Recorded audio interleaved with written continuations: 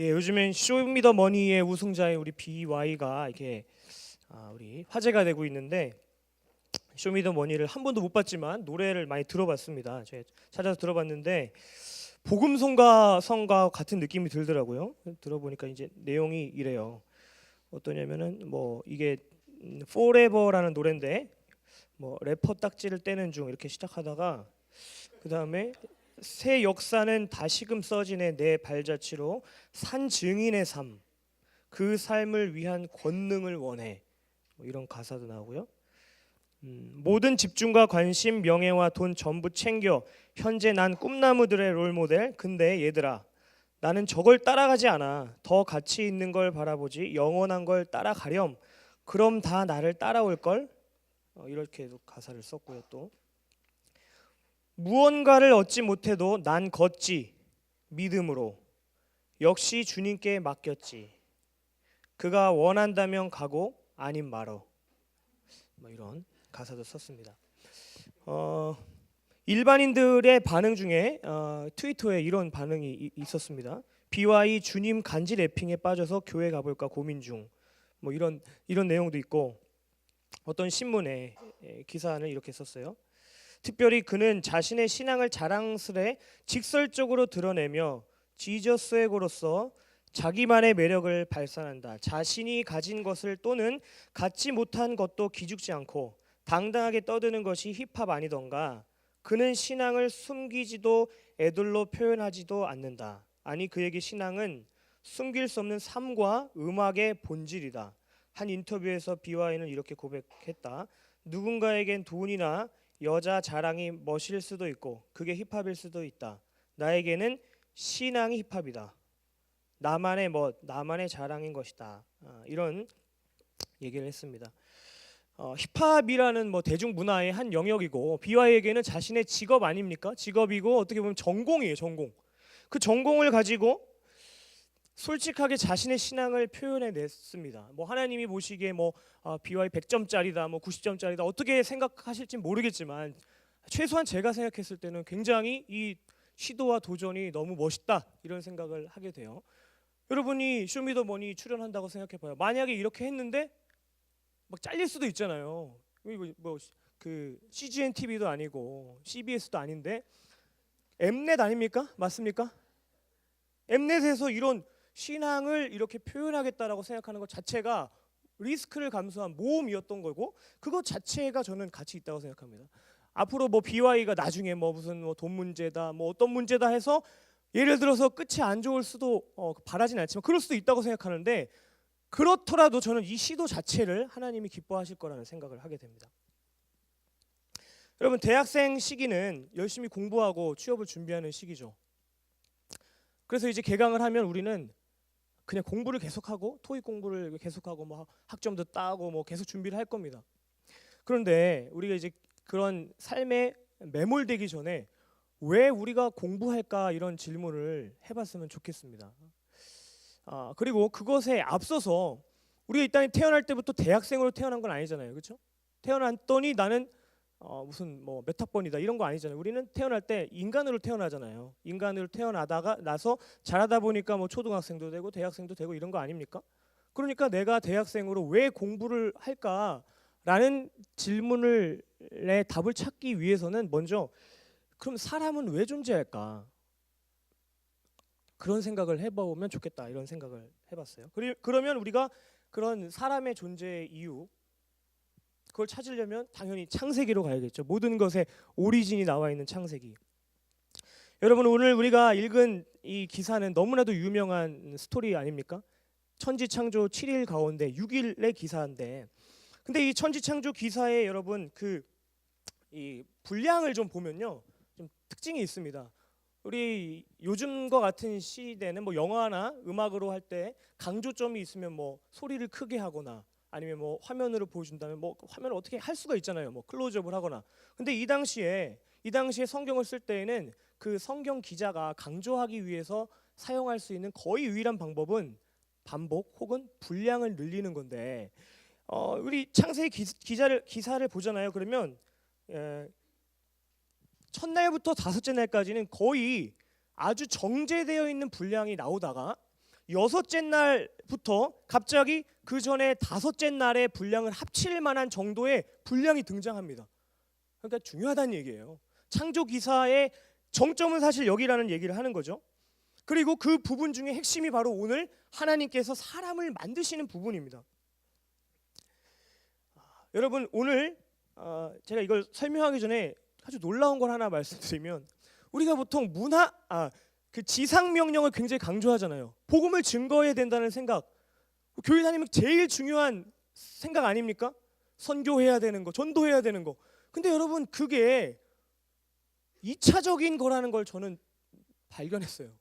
여러분, 선교 명령보다, 지상 명령보다 더 앞서 있는 명령이 바로 이겁니다. 만약에 역사가 이미 흘러왔지만 만약이란 건 없습니다. 인간이 타락하지 않았다. 그러면 인간에게 남아있는 유일한 명령은 이걸 거예요.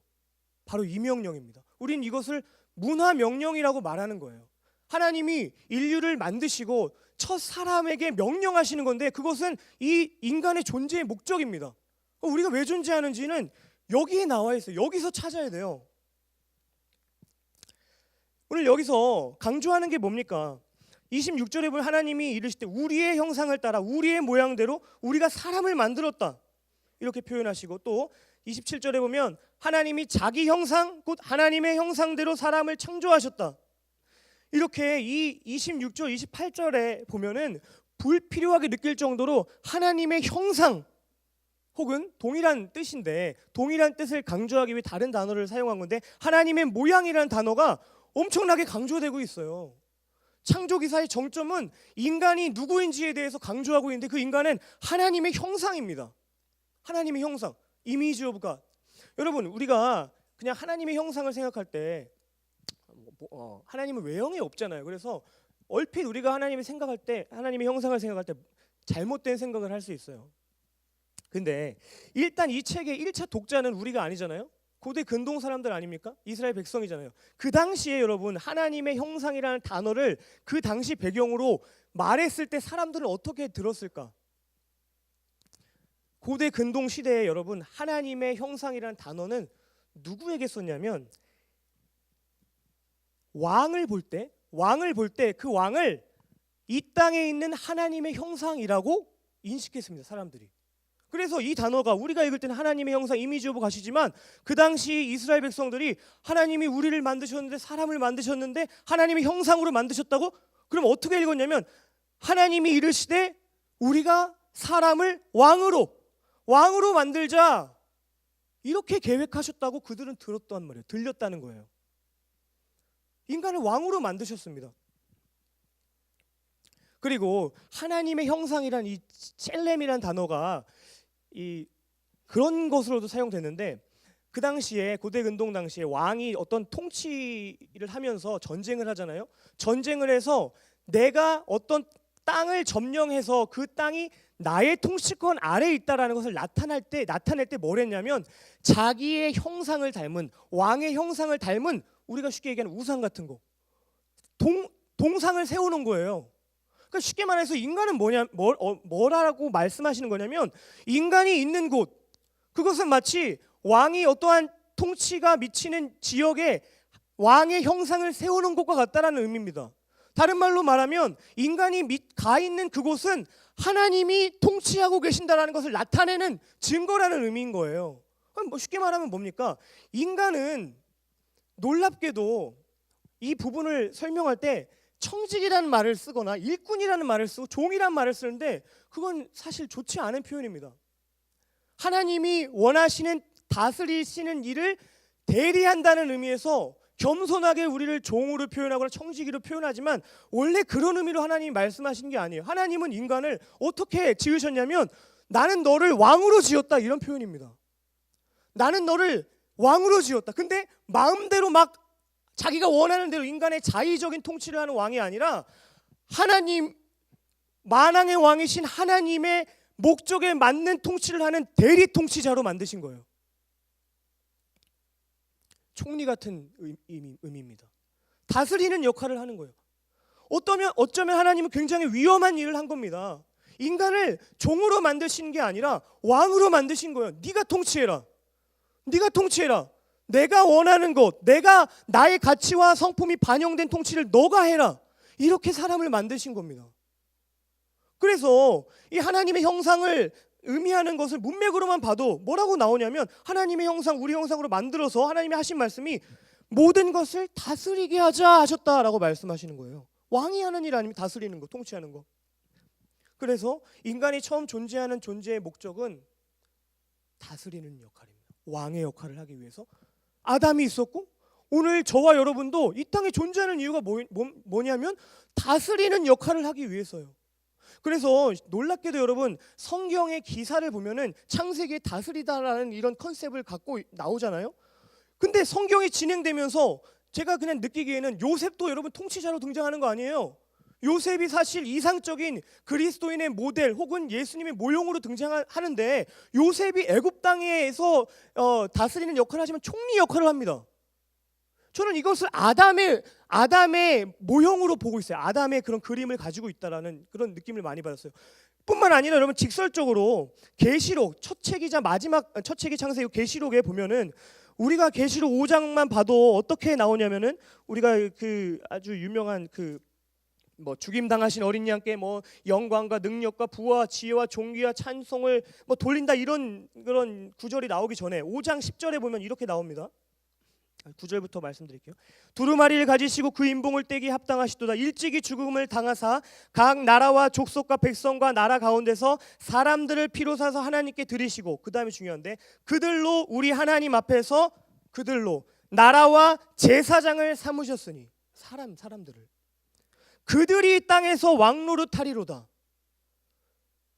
그냥 여러분 우리가 찬양할 때 다스리다라는 말이 많이 나오는데 우리가 정말 중요하게 가지고 다니고 의미를 부여해야 되는 게 이게 다스리다라는 말이에요. 창세기에서 시작에서도 말했고 계시록에서 하나님이 어린 양을 통하여 구원을 완성시키시고 모든 만유를 회복시키실 때도 말씀하시는 게 인간을 왕노릇하게 하시겠다라는 겁니다. 그래요.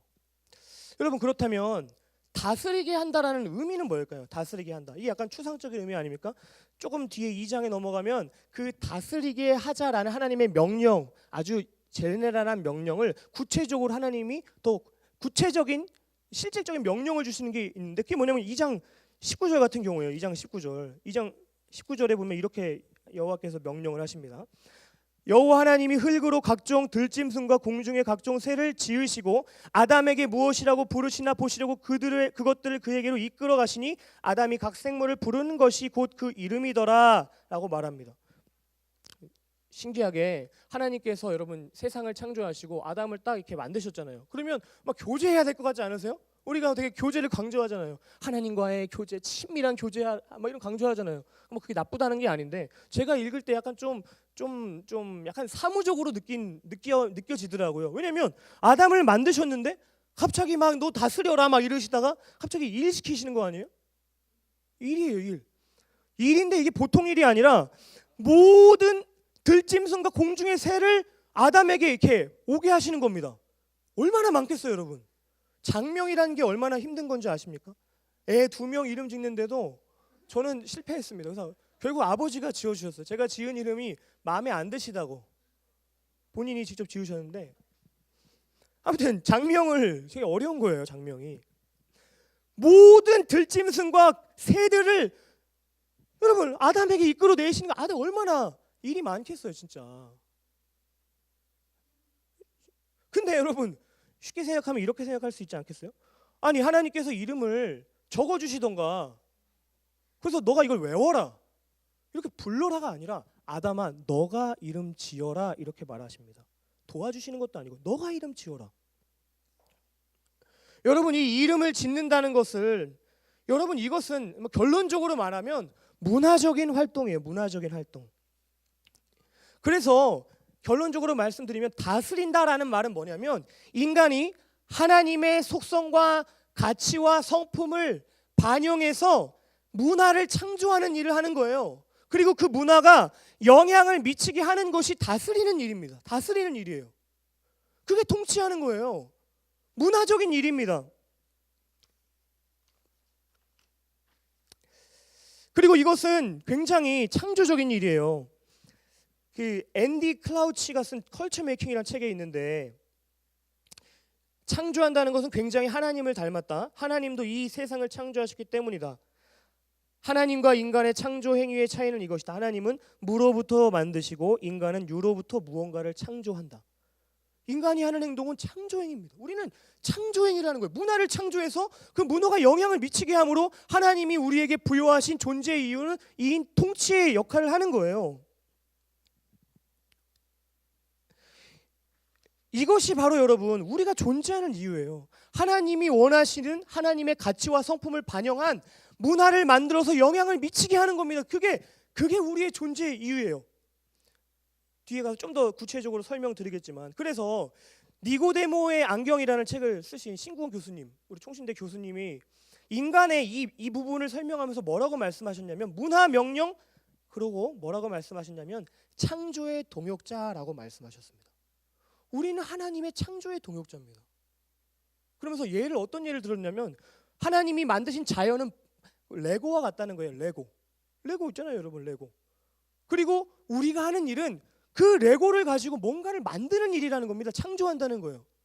하나님은 레고를 주셨고, 그리고 그 레고로 뭔가를 완성해 놓으신 게 아니라 너가 만들어 봐라, 너가 나의 가치와 성품을 반영해서 뭔가를 만들어 봐라, 이렇게 명령하신 겁니다. 여러분, 이것이 여러분 창세기에 등장하는 인간의 존재 이유인데, 근데 놀랍게도 여러분 신약의 첫 번째 책인 마태복음에 첫 번째 예수님께서 설교를 하시면서 그 설교의 정점에 어떤 말씀을 하시냐면, 그런즉 너희는 먼저 그의 나라와 그의 의를 구하라, 그리하면 이 모든 것을 너에게 더하시리라, 이 말씀을 하시잖아요. 근데 제가 읽으면서 느껴지는 게 뭐냐면, 이 다스리다라는 말씀이 창세기에 등장했고, 신약 첫 번째 책에 예수께서 설교하시는데 가장 중요하게 설교하신 핵심이 뭐냐면 그의 나라를 구하라는 겁니다. 그의 나라. 뭔가 연관이 되어 있다는 거예요. 여러분, 이 나라가 뭐냐면, 나라는 장소적 의미가 아니에요. 나라는 우리가 그의 나라를 구하라라는 얘기를 들었을 때 이렇게 생각할 수가 있습니다. 천국 가기를 구하라는 말씀이구나. 그러니까 열심히 기도하고 예수님 믿어서 천국 가기를 구해라, 다른 말로 말하면 지옥 가면 안 된다, 이런 얘기를 하고 계신다고 생각할 수 있는데 그게 아니에요. 여기서 사용된 그 나라라는 단어는 바실레이아라는 단어예요. 혹시 들어보신 분도 있겠지만, 이 단어는 어떤 의미냐면 지역 개념을 의미하는 단어가 아닙니다. 우리가 나라라는 말로 한글로 썼기 때문에 그의 나라, 천국 가야겠네, 어떤 지역에 가야겠네, 이런 생각을 하는데, 이 바실레이라는 단어는 지역을 의미하는 게 아니라 주권과 통치, 다스림을 의미한다는 거예요. 그러니까 이 말은 뭐냐면, 너희는 먼저 그분의 하나님의 다스림을 추구하라는 말입니다. 다스림을 추구해라. 그렇다면 여러분, 이게 창세기 처음과 연결되는데 이게 이런 말씀일까요? 하나님, 그래요, 하나님, 주님의 다스림을 전 추구합니다. 모든 이 세상의 영역에 하나님이 원하시는 문화를 창조하시기를 저는 소원합니다. 제가 그렇게 기도할게요. 하나님 열심히 하세요. 우리 개강기도 열심히 할 테니까 하나님이 캠퍼스에 하나님이 원하시는 문화도 창조하시고 뭐 직장에도 창조해 주십시오, 이렇게 하나님을 응원하고 하나님께 화이팅, 이런 의미가 아니에요, 여러분. 하나님 화이팅, 이게 아니라, 이건 뭐냐면 이 하나님의 통치를 추구한다라는 것은 너의 삶의 목적을 하나님의 다스리심이 모든 문화의 영역에 미치도록 살라라는 의미예요. 그것이 너의 존재의 이유가 되라는 의미입니다. 너네가 그 전에 무슨 말씀입니까? 먹을 거 마실 거 그런 거 염려하지 말라. 그거 이방인들이 구하는 거야. 하나님이 들풀도 새들도 먹이시는데 너네 왜 그거 가지고 걱정하니? 왜 그런 이유로 공부하니? 너희는 먼저 그의 나라를 위해 공부해. 너의 그분의 나라를 위해 살아. 그분의 통치가, 그분의 문화가, 그분의 다스리심이 모든 영역에 미치기를 꿈꿔. 교회만이 아니라 캠퍼스 현장에, 직장에, 가정에 미치기를 너네가 추구해. 그런 삶을 너가 살아. 너가 통치해. 너가 다스려. 너가 왕이니까 라고 말씀하시는 겁니다. 그러면 여러분, 놀라운 약속이 있습니다. 그러면 그 목적을 위해 살면, 왜냐하면 이게 처음 너희를 만든 내 목적이니까, 그렇게 살면 이 모든 것을 더해주겠다. 좀 믿음이 안 생기십니까? 왜냐하면 이게 우리 존재의 이유니까. 네가 그 존재의 이유에 맞게 살면 내가 나머지 모든 거 보내줄게. 돈도 줄게. 저에겐 이렇게 됩니다. 돈도 줄게. 사람도 붙여줄게. 그런 꿈을 꾸면 되게 해줄게. 신구원 교수님의 그 니고데모의 안경 그 책에 하나님 나라, 방금 바실레이아 하나님의 통치를 설명하면서 그걸 이렇게 설명하셨는데, 한 개인의 거듭난 마음과 몸도 그런 곳일 수 있다. 하나님 나라일 수 있다. 한 가정과 직장이 그런 곳이 될 수도 있다. 물론 교회는 원칙적으로 그런 곳이다. 하나님 나라는 유형적인 무엇에만 임하지 않고, 그 다음이 중요한데, 학문과 예술에도 임할 수 있고 또 그래야 한다. 뭐냐면 요점은 이겁니다. 하나님이 우리를 만드신 존재의 목적은 왕노릇하게 하는 거고, 그것은 문화를 창조하는 건데, 그건 뭐냐면 이 땅의 모든 영역이 정치, 경제, 사회, 문화, 예술, 음악, 우리의 전공 아닙니까? 우리의 적성 아닙니까? 그 모든 영역이 하나님의 가치와 하나님의 성품이 반영된 문화가 다스려지도록 그런 삶을 꿈꾸며 공부해라, 이 얘기예요. 개강 예배하고 우리가 캠퍼스 돌아가면, 여러분 우리는 분명히 세상 사람들과 도잉하는 것을 볼 때는 똑같을 겁니다. 왜냐면 공부 도서관에 앉아 있어야죠. 그러나 우리의 목적은 그게 아니에요. 우리의 목적은 좋은 직장에 가는 게 아닙니다. 우리의 목적은 편안한 노후 생활. 요즘에 여행이 너무 발달하니까 많이 이렇게 가니까 대학교 1, 2학년 친구들도 꿈 물어보면은 아유, 안정적인 직장 해가 은퇴해서 나중에는 여행 다닐 거예요. 여러분 창세기 기사 안 읽어보셨어요? 주님 만드시자마자 일 시키신 거 못 보셨어요? 우리 이 땅에서 하나님의 통치를 구현해내야 합니다. 그걸 살면 하나님이 이 모든 것을 더해 주시겠대요. 구체적인 적용 하나만 하겠습니다. 여러분 근데 놀랍게 이 문화명령을 주시고 구체적인 이름을 짓는 것을 주시는 본문에 신기하게도 창세기 29장 19절 20절에 보면은 아담이 모든 가축과 공중의 새와 들의 모든 짐승의 이름을 주잖아요. 이름을 지어주고 있어요. 아담이 우리보다 천재 아닙니까? 지성적으로 탁월하지 않습니까? 근데 지어주는데 아담이 돕는 배필이 없으므로 이 말이 등장합니다. 여러분 우리가 보통 이 돕는 배필을 생각할 때 배우자 생각합니다. 배우자 생각해가지고 아 그래, 어떤 분은 이렇게 설명하시기도 하더라고요. 배우자를 찾는 비결은 뭐냐면 배우자 찾으러 돌아다니는 게 아니라 공부 열심히 하면 돼. 그럼 하나님이 너가 직장에서 열심히 하고 뭐 교회 봉사 열심히 하면 언제 너 배우자가 올 거야. 뭐 이렇게 적용하시기도 하시더라고요. 뭐 나쁘지 않은 것 같아요. 그럼 얼마나 좋겠습니까? 저는 안 그랬지만 뭐 아무튼 열심히 해보세요. 근데 이 돕는 배필을 배우자로만 여길 게 아니라, 여러분 저는 이 돕는 배필이 어떤 존재냐면 최초의 타자입니다. 최초의 타자예요.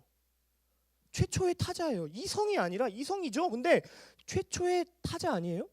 그러면서 이게 어떻게 되냐면 하나님이 3위로 존재하시잖아요.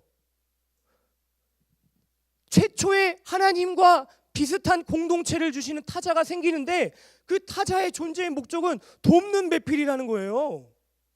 사명 공동체라는 겁니다. 함께 문화를 창조하는 공동체라는 거예요. 제가 최근에 이런 생각을 많이 하게 되더라고요. 아, 왜 교회는 이렇게 세상에 자꾸만 밀릴까?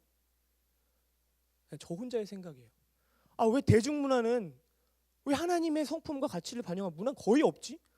왜 영화는 다 막 곡성 이런 것만 나오지? 아가씨 이런 것만?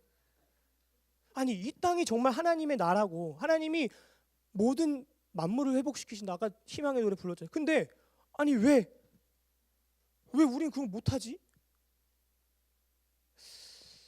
그러면서 롯데타워를 이렇게 딱 보니까 너무 높은 거예요. 그러면서 이제 어떤 생각을 했냐면 사람이 대단하다는 생각을 했습니다. 아, 사람 대단하잖아요, 여러분. 여러분 저 롯데타워 사람이 지은 거예요. 여러분 우리나라 잿더미였잖아요. 여러분 뭐 100년도 안 돼서 잿더미에서 지금 서울을 보세요. 저는 깜짝깜짝 놀랍니다. 아니 이게 어떻게 가능해 이게? 여러분 사람이 한 일이에요, 사람이.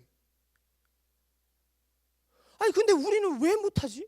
우리는 왜 꿈꾸면 안 되지? 꿈꾸면 사치라고 하고 왜 우리는 자꾸만 안정을 추구하지? 아니 왜 우리는 꿈꾸면 비현실적인 사람이라고 우리 스스로를 생각하지? 헬조선이고 뭐 수저계급론 그러면서 우리는 위로받고 격려받아야 그래야 되는 것 같아요. 꿈을 얘기하면 현실을 모르는 사람이라고 생각하고 하나님 나라를 이 땅 위에 만들겠다고 생각하면 뭐 된 적 있냐 이런 생각 한단 말이에요. 근데 그러면서 제가 어떻게 이게 가능할까? 나도 제가 이제 요즘에 그 가지고 있는 워딩 중에 제일 중요한 단어가 문화거든요. 문화. 어떻게 하나님 나라의 문화를 만들까? 근데 세상은 너무 세상 문화를 잘 만드는 거예요. 아니 삼성이 이 조그만 땅덩어리에서 세상을 다 지금 영향력 보세요. 아니 교회는 왜 안 될까? 그러면서 제가 이 구절에 눈을 두게 됐는데 여러분 돕는 배필을 찾으러 가야 합니다. 20대 때. 뭐냐면 하나님 나라의 문화를 만들 공동체를 꿈꿔야 돼요. 혼자 안 됩니다. 혼자 절대 못해요. 혼자가 안 되기 때문에 하나님이 아담에게 하와를 주신 거예요. 하와를. 돕는 배필입니다. 이거 이름 짓는데 함께 하라는 의미예요. 이 에젤이라는 단어는 뭐냐면 10중 8구 하나님 자신을 가리켰습니다. 하나님이 도우실 때 에젤이라는 단어를 썼고 덜어는 거짓패한 싸움을 승리로 이끄는데 결정적 도움을 주는 지원군과 같은 군사적 도움을 의미할 때 이 에젤이라는 돕는 배필이라는 단어를 썼어요. 무슨 말입니까? 거짓 하나님의 나라를 꿈꿀 수 없는 이 시기에 이 돕는 배필을 만나야 되는데 그건 뭐냐면 공동체가 함께 이 하나님 나라의 문화를 만들기를 꿈꿔야 되고 그들이 모여야 돼요. 캠퍼스에서 모이고 대학부에서 모이고 나는 정치를 바꾸고 싶다. 그런 꿈을 꾸는 사람들이 모여서 지금 꿈을 꿔야 돼요. 그럼 직장 들어가면 꿈 못 꿉니다. 지금 꿈을 꾸고 그래서 하나님이 말씀하신 대로 먼저 그의 나라를 구해라. 그러면 이 모든 것을 더하여 주겠다. 이 약속을 붙들고 이 세상이 우리의 전공 영역이 하나님 나라가 임하도록 그런 희망의 노래를 부를 수 있는 대학 일부 모든 지체가 되기를 주님의 이름으로 축복합니다. 대학 일부가 아니군요. 대학부. 우리 말씀을 마무리하고요. 우리 이제 찬양하고 같이 기도하는 시간을 갖도록 하겠습니다.